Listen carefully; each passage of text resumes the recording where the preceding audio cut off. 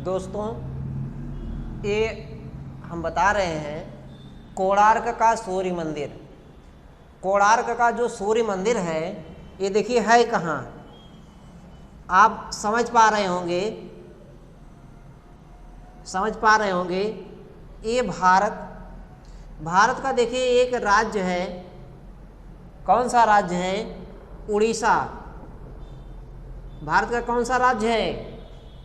भारत का उड़ीसा राज्य है। उड़ीसा ही राज्य में देखिए इतने जगह पर एक झील बन गया है। कौन सा झील है? ये चिल्का झील है। कौन सा झील है? चिल्का झील। चिल्का झील वास्तव में ये झील तो है, लेकिन कैसा झील है? ये लैगून झील है। कैसा झील है ये? लैगून झील। कैसा झील है? लैगून झील। लैगून झील और झील में अंतर क्या है? जो समुद्र के जल से झील का निर्माण हुआ है, जिस झील का निर्माण समुद्री जल से, चूंकि कौन सा सागर है यहाँ पर सभी जान रहे होंगे, बंगाल की खाड़ी, बे ऑफ बंगाल। तो बंगाल की खाड़ी यानी कि समुद्र का जल, समुद्र के जल से जो झील बनता है उसको लैगून झील कहते हैं। लैगून झीलों में भारत में सबसे खारापन इसी में है। लेकिन यदि लैगून न लिख दे कि सबसे ज़्यादा खारा झील कौन सा है, तो साभर झील होगा।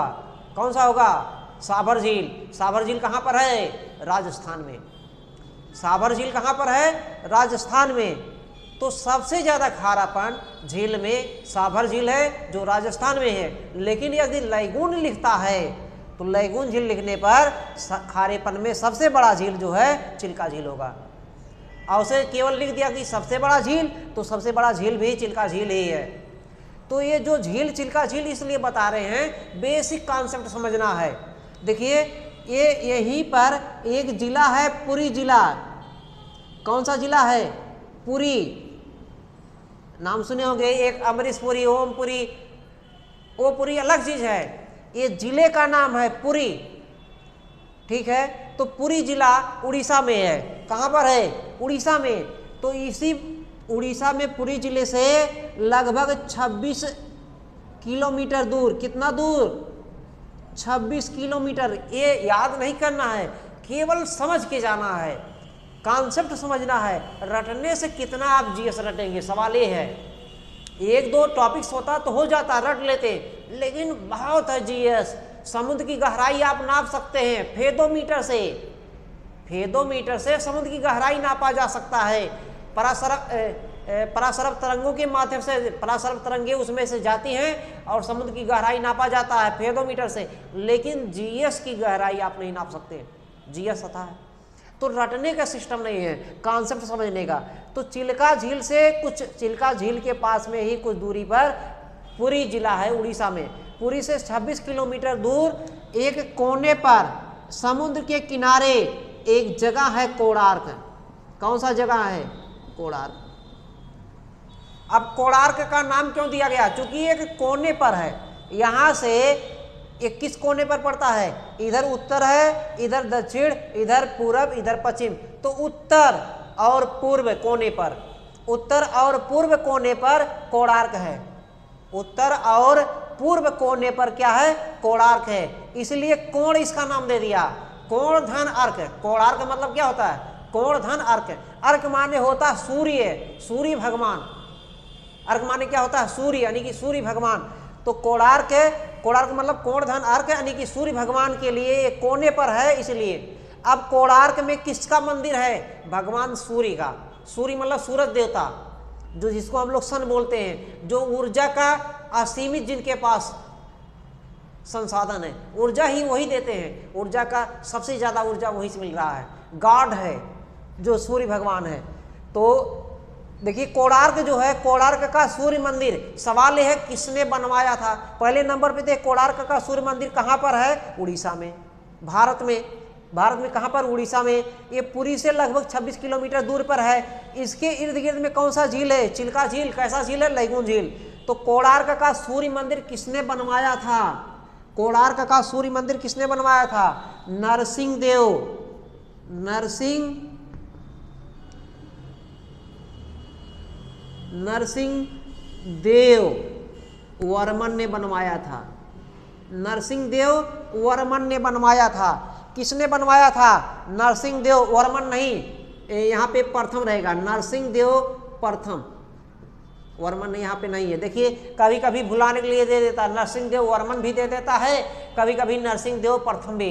तो नरसिंह देव प्रथम ने कोणार्क का सूर्य मंदिर बनवाया। किसने बनवाया? नरसिंह देव प्रथम ने बनवाया। क्लियर हो रहा है। दूसरी चीज, ये किस वंश के थे? सही तो ये केसरी वंश का है। किस वंश का? केसरी वंश का।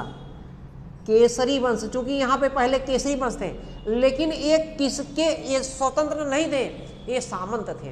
किसके सामंत थे? गंग वंश के। गंग वंश के सामंत।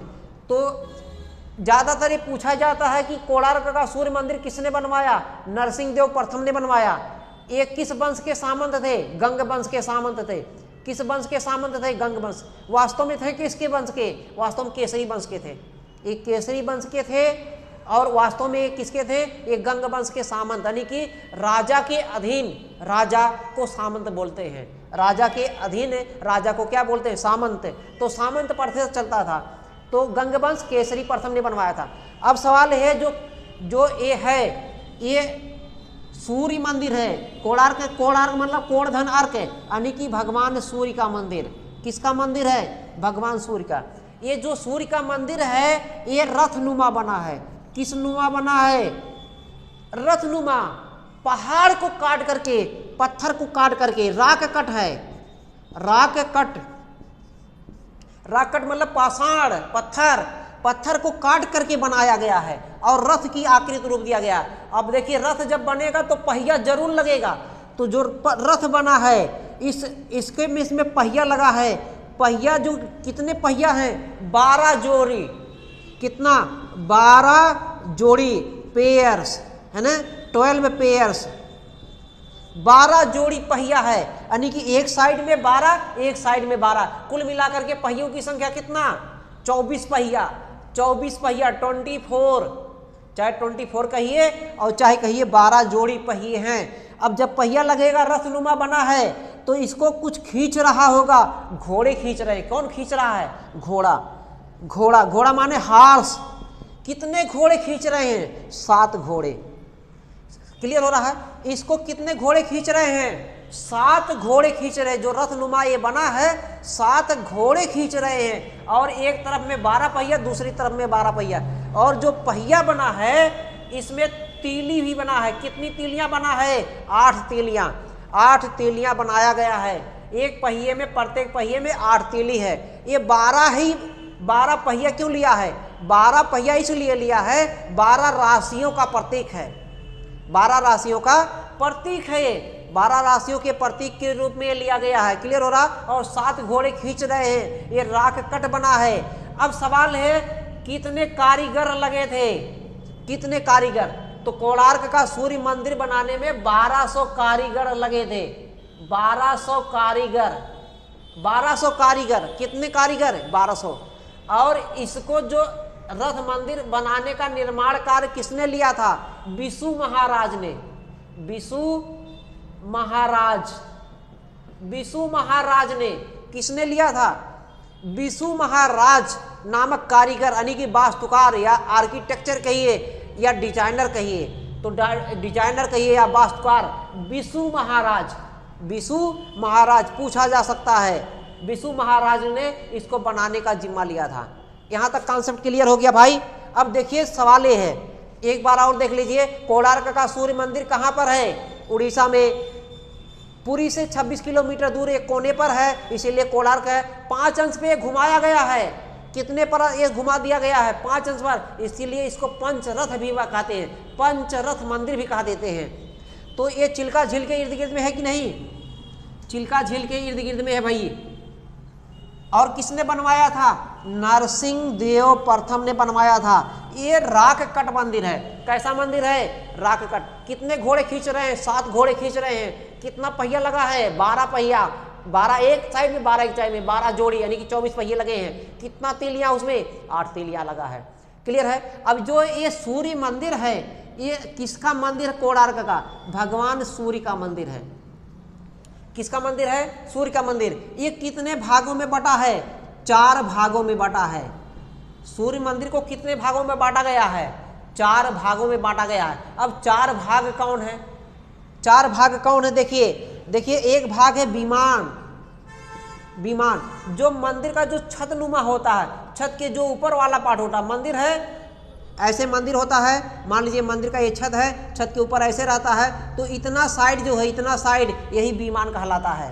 तो है तो सही से पूरा मंदिर ही विमान है, पूरा मंदिर ही विमान है, लेकिन इतना साइड मुख्य रूप से विमान कहते हैं।